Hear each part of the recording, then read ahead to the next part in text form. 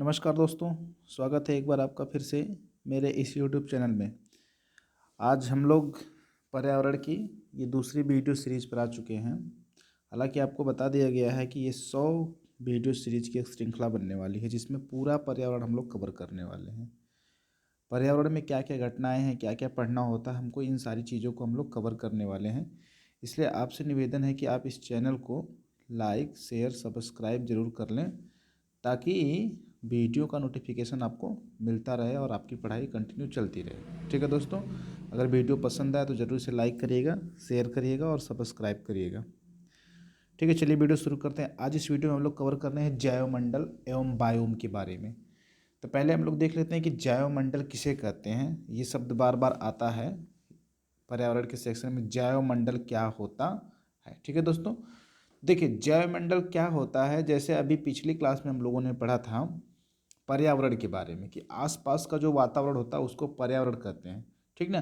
तो इसी प्रकार से आसपास का जो पर्यावरण होता है और जो समस्त जीव होते हैं, समस्त जीव और उनके आसपास का जो पर्यावरण है, इन सब जीवों को मिलाकर जैवमंडल बनता है।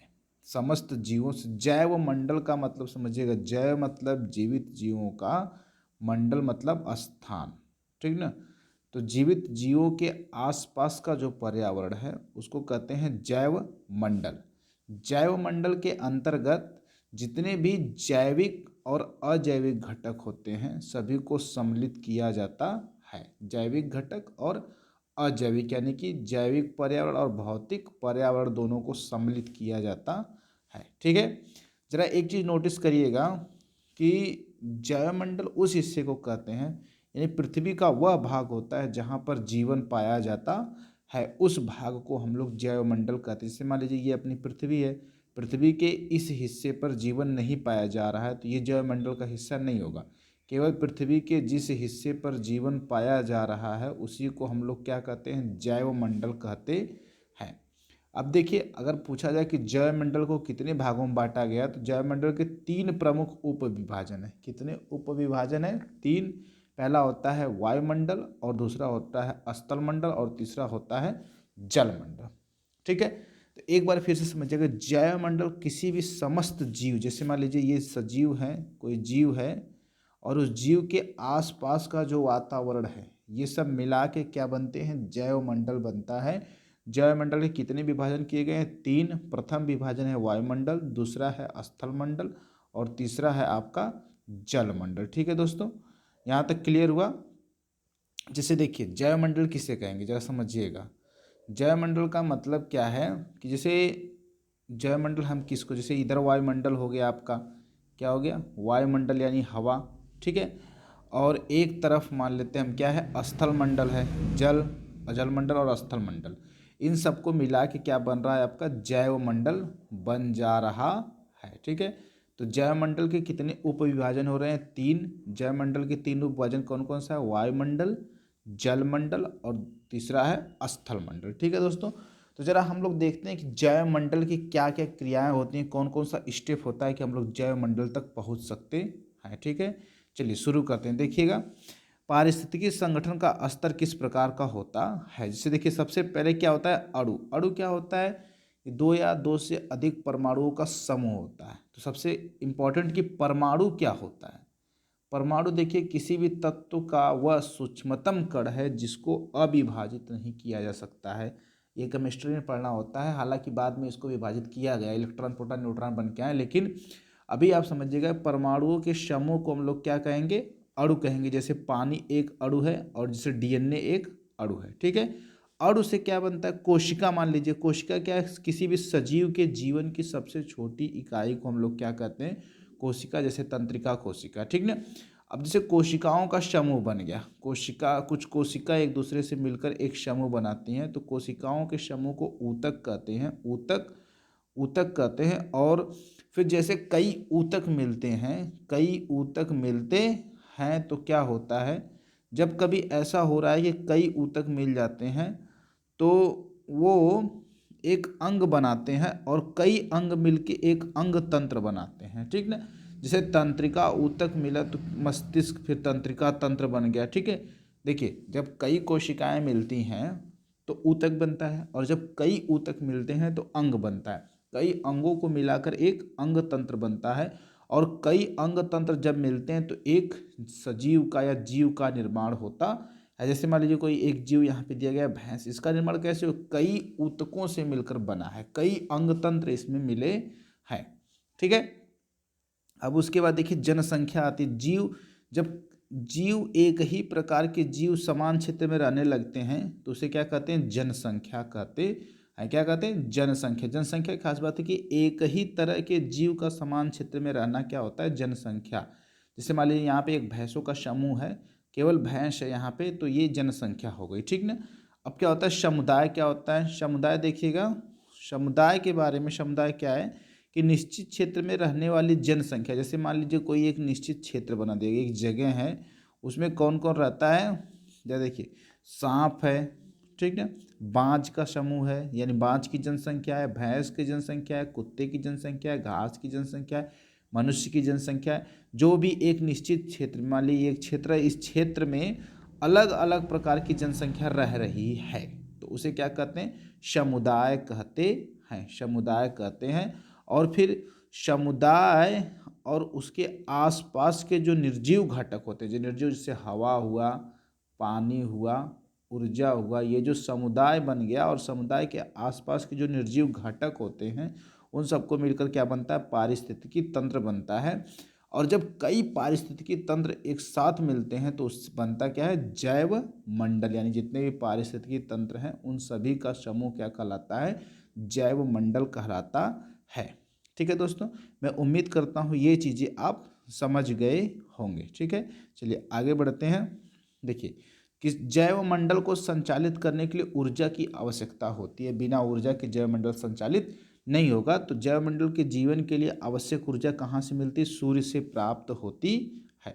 ठीक है दोस्तों, अब हम पढ़ लेते हैं थोड़ा सा जैविक समुदाय के बारे में, जान लेते हैं कि जैविक समुदाय क्या है। ठीक है, देखिए समुदाय को हमने बताया ना कि जैसे मान लीजिए कि यह एक क्षेत्र है, इस क्षेत्र में अलग अलग प्रकार की जनसंख्या रह रही है। जनसंख्या क्या है, यहाँ पे पर्यावरण में जनसंख्या का तात्पर्य होता है कि एक ही प्रजाति के लोग जब एक साथ रहते हैं तो उसे जनसंख्या कहते हैं। और मान लीजिए जैसे कोई ये एक स्पेस बना, जगह बनी है, और इस क्षेत्र में जैसे कई प्रकार की जनसंख्या रह रही है, जैसे गाय की जनसंख्या रह रही है, भैंस की जनसंख्या रह रही है, आदमी की जनसंख्या रह रही है, पेड़ की जनसंख्या रह रही है, तो ये सब मिला के क्या बनेगा, जैविक समुदाय बनता है। क्लियर हो गया होगा मेरे ख्याल से। चलिए दोस्तों आगे देखिएगा। जैविक समुदाय समझ में आ गया होगा कि एक ही क्षेत्र में विभिन्न प्रकार की प्रजातियों की संख्या रहती है, उसे क्या कहते हैं, जैविक समुदाय कहते हैं। ठीक है, जैसे मान लीजिए निश्चित क्षेत्र में कुछ जनसंख्या रह रही है, जैसे मान लीजिए भैंसा है, गाय है, मनुष्य है, सांप है, बाज है, कुत्ता है, तो इन सबको मिला के क्या बनता है, जैविक समुदाय का निर्माण होता है। ठीक है दोस्तों, अब इस समुदाय के लक्षण क्या क्या होते हैं, समुदाय के अभिलक्षण क्या होते हैं। देखिए कुछ अभिलक्षण क्या होते हैं। पहली बात तो प्रजातीय संरचना है, दूसरी है प्रभाविता। प्रजाति संरचना का मतलब क्या है कि वर्ष भर उपस्थित पौधों या जीवों की संख्या प्रजाति संरचना कहलाती है। जैसे एक वर्ष में कितने पौधे उपस्थित हैं, कितने जीव उपस्थित हैं, उन सब की कुल संख्या को मिलाकर क्या बनता है, प्रजातीय संरचना बनती है। और दूसरा प्रभाविता। प्रभाविता का मतलब यह है कि कोई भी एक जीव वह दूसरे जीव को किस प्रकार से प्रभावित करता है, तो उसे हम लोग क्या कह लेते हैं, प्रभाविता कह लेते हैं। ठीक है दोस्तों, जैसे जैविक समुदाय में आप जानते हैं कि विभिन्न प्रजातियों की संख्या शामिल होती है। ठीक ना। अन्य प्रजाति किसी अन्य प्रजाति को किस प्रकार से प्रभावित करती है, संख्या में और जैव भर उत्पादन में किस प्रकार से प्रभावित करती है, इसे कहते हैं प्रभाविता। ठीक है दोस्तों, अब सबसे बड़ी बात यह है कि किसी भी समुदाय का नामकरण किस प्रकार से किया जाता है। तो देखिए नामकरण करने के लिए पर्यावरण कारक बहुत महत्वपूर्ण है। वहाँ का पर्यावरण कारक जिस प्रकार का होगा उसी हिसाब से उसका नामकरण होता है। जैसे मान लीजिए कहीं पे शुष्क जलवायु है, शुष्क जलवायु, बारिश कम होती है, तो वहाँ पे कौन सा समुदाय बनता है, मरुस्थलीय समुदाय बनता है। कहीं पे लवणीय परिवेश है, समुद्र के किनारे वाला परिवेश है, तो वहाँ पे कौन सा समुदाय बनता है, समुद्री समुदाय का निर्माण होता है। ये तो समुदाय का नामकरण हो गया। अब हम कुछ स्पीसीज, कुछ प्रजातियों के बारे में पढ़ लेते हैं पर्यावरण से संबंधित। जैसे की स्टोन प्रजातियाँ किसे कहते हैं, तो पहले ये याद रखिएगा कि कीस्टोन प्रजाति की जो अवधारणा है 1969 में जीव विज्ञानी थे रॉबर्ट टी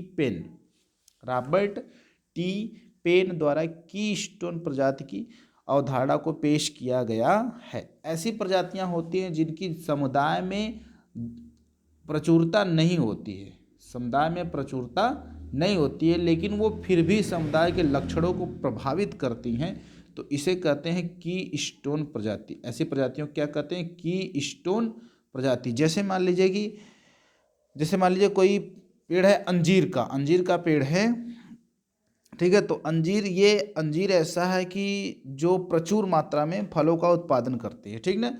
तो भोजन के अभाव में वहाँ पे जैसे बंदर, पक्षी, चमगादड़ ये सब अंजीर को खाते हैं, ठीक ना। तो इस प्रकार से अंजीर अपनी संख्या में वृद्धि कर सकती है, ठीक ना। तो ये अपनी प्रभाविता का असर छोड़ रही है, तो अंजीर को हम लोग कीस्टोन प्रजाति के अंतर्गत रखते हैं। उदाहरण मानता है कभी कभी कि कीस्टोन प्रजाति क्या है? अंजीर है, मूंगा है, स्टार फिश समुद्र में पाए जाने वाले समुद्री उदबिलाव है, ठीक ना। ये सब क्या है? कीस्टोन प्रजाति है। आप इसका सिर्फ उदाहरण याद रखिएगा कौन कौन सी प्रजातियां कीस्टोन प्रजातियां में आ रही हैं। तो हम लोग क्या जान लिए हैं? अंजीर, मूंगा, स्टारफिश, समुद्री उदबिलाव, ये सब क्या है? कीस्टोन प्रजातियां हैं।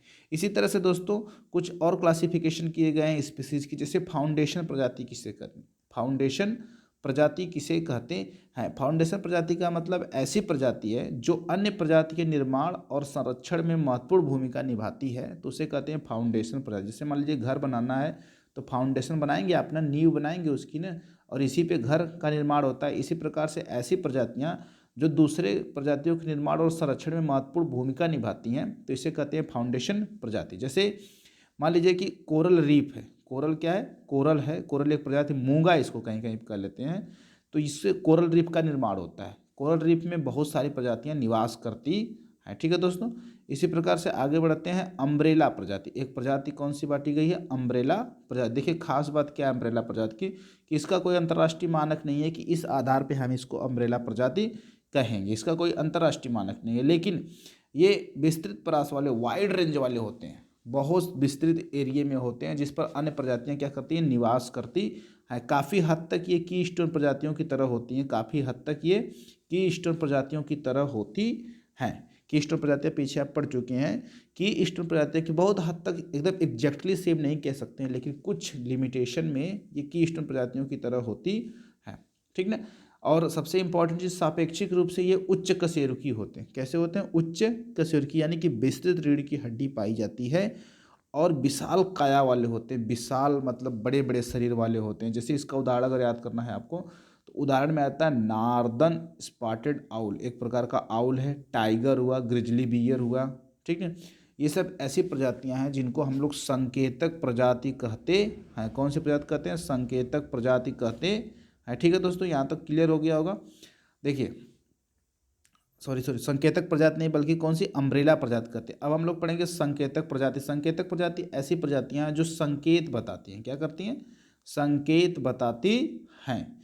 जैसे ये संकेतक प्रजातियों के कुछ खास लक्षण हैं जिसको हम लोग जान लेते हैं। संकेतक प्रजाति जो होती है पर्यावरण परिवर्तन के प्रति बहुत संवेदनशील होती है। जैसे ही पर्यावरण में कोई भी चेंजिंग होगी तो सबसे पहले संकेतक प्रजाति को पता चल जाता है, ठीक ना।